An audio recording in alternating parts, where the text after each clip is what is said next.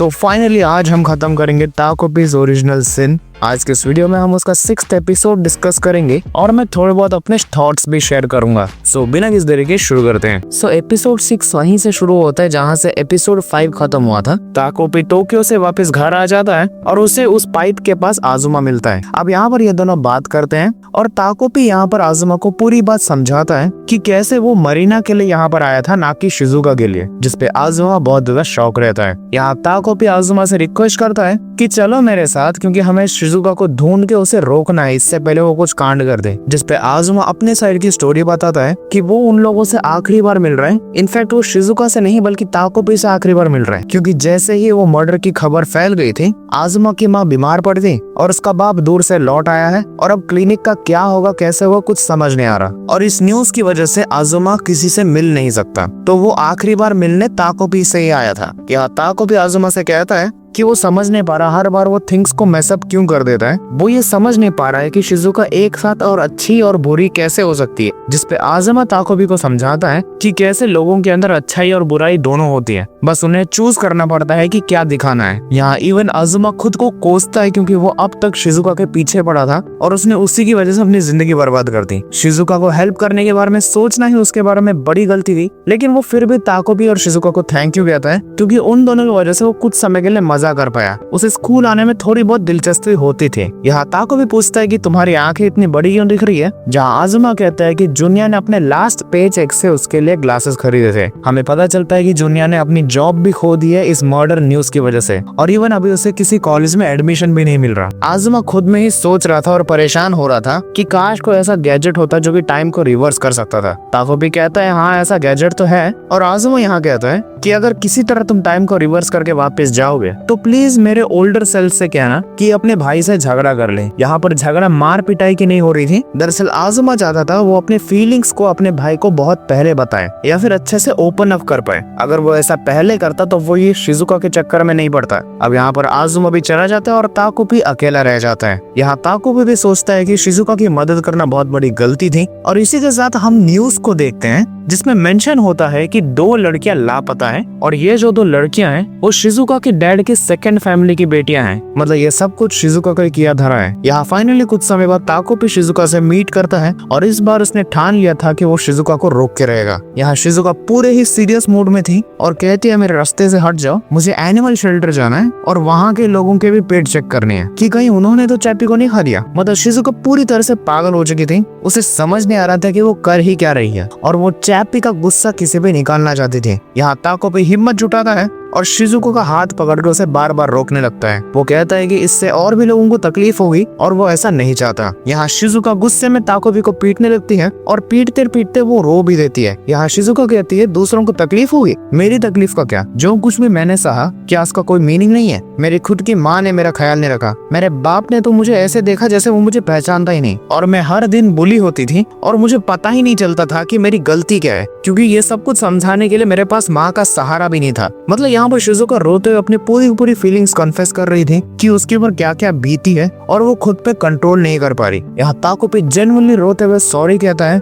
कि मुझे माफ कर दो, मैंने कितनी भी कोशिश की पर मैं तुम्हें हैप्पी नहीं कर पाया, लेकिन मैंने अब तक जो भी किया बस एक उम्मीद के साथ किया कि तुम एक ना एक बार हंसोगी। इसे सुन के शिजुका और ज्यादा रो पड़ती है और कहती है चुप हो जाओ, इससे कुछ ठीक नहीं होने वाला है। अब यहाँ पर शिजुका कुछ समय के लिए और रोती है और ताकोपी को समझ नहीं आ रहा था कि शिजुका बोल क्या रही है। और अब शिजुका ताकोपी को लेके पाइप के पास सो जाती है और कहती है कि भाड़ में जाए सब कुछ, अब बस ताकोपी और मैं एक साथ खुश हैं। अब अगले कुछ दिनों के बाद ताकोपी शिजुका के पास आता है और कहता है कि उसके पास एक गिफ्ट है शिजुका को देने के लिए। वो अपने पॉकेट से वही कैमरा निकालता है जो कि टूट चुका था। वो इसके बारे में बताता है कि अगर तुम इसके अंदर वो फोटो डालोगे तो ये टाइम को रिवर्स करके उसी टाइमलाइन में लेके चला जाएगा, लेकिन अभी ये कैमरा टूट चुका है। लेकिन एक फाइनल रास्ता है जिससे मैं सब कुछ ठीक कर सकता हूँ, वो ये है कि अगर मैं अपने हैप्पी पावर से गिव अप कर दूं तो सब कुछ ठीक हो सकता है। इसी के साथ वो वही फोटो उस कैमरा में वापस डाल देता है और वो कैमरा ग्लो होने लगता है। मतलब टाइम रिवर्स हो रहा था। लेकिन इसी के साथ हम देखते हैं कि ताकोपी गायब होने लगता है। ताकोपी ने अपने एग्जिस्टेंस एक सैक्रिफाइस कर दी थी ताकि वो शिजुका के लिए सब कुछ ठीक कर सके। शिजुका पैनिक हो जाती है क्योंकि वो आखिरी बार अपने दोस्त को खोना ही चाहती थी। वो उसको प्रॉमिस करते हैं कि मैं हमेशा हंसूंगी, बस तुम वापस आ जाओ। यहाँ ताको भी कहता है कि मैं तुम्हारी खुशी के लिए कुछ भी कर सकता हूँ, आखिरकार तुम मेरी दोस्त जो हो। अपने टाइम और फ्रेंडशिप के लिए शुक्रिया, और उस ब्रेड के लिए भी। इसी के साथ ताको भी पूरी की पूरी टाइमलाइन को रीसेट कर देता है और शिजुका सडनली उसी टाइमलाइन में वापस आ जाती है। लेकिन इस बार ताकोपी वहाँ नहीं था और शिजुका को ताकोपी के बारे में कुछ याद नहीं। मतलब टाइम रिवर्स हो चुका है, चैपी बिल्कुल ठीक है, कुछ झगड़ा वगैरह नहीं हुआ है। लेकिन शिजुका कम्प्लीटली ताकोपी को नहीं भूली है। उसे कहीं ना कहीं थोड़ी बहुत ताकोपी की बातें याद है, बस उसे ये याद नहीं है कि ये बातें किसने कही, ये ताकोपी है कौन। मतलब वो ताकोपी के एग्जिस्टेंस को भूल तो चुकी थी, लेकिन उसे थोड़ा बहुत उसके बारे में याद है, और वो भी क्लियरली नहीं। यहाँ अगले दिन सेम चीजें होती है जैसे शिजुका के साथ डेली होती थी। वो स्कूल को अकेली जाती है और मरीना अपने दोस्तों के साथ उसे चिढ़ाती है। वो कहती है कि आज तुम वो फूल नहीं लगा के आई जिसकी वजह से तुम इतना ज्यादा गंदा दिखती थी। अब मरीना को फूल का नाम सुनने के बाद अपने आप में कुछ ना कुछ याद आता है, क्योंकि जैसे ही हमने पिछले एपिसोड्स में देखा था, जब ताको भी मरीना के साथ था तो भी वो खुद को इनविजिबल करके एक फूल की तरह मरीना के सर पे रहता था। मतलब मरीना को भी ताको भी थोड़ा बहुत याद है कि ये फूल नाम का शब्द कहीं ना कहीं सुना हुआ लग रहा था। अब मरीना यहाँ पर कंफ्यूज हो जाती है